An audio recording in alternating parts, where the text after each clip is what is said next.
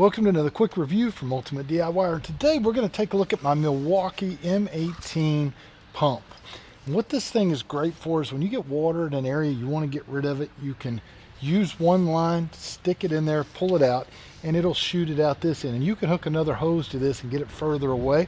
I'm going to show you though up close just how much water comes out. Now this is an M18, means that it's battery powered. You just open up this top, which is kind of a weatherproof casing in case you're outside, and your battery simply slides in. So there's not a whole lot to it other than it's very functional and works extremely well. There's not a lot of other functions to show you. It does have the on and off button right here, and you can actually see through the little eyeglass here what's going on, which is kind of a nice function as well.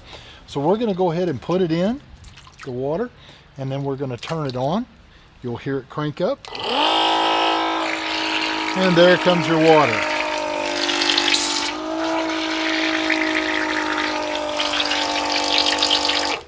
Works really well.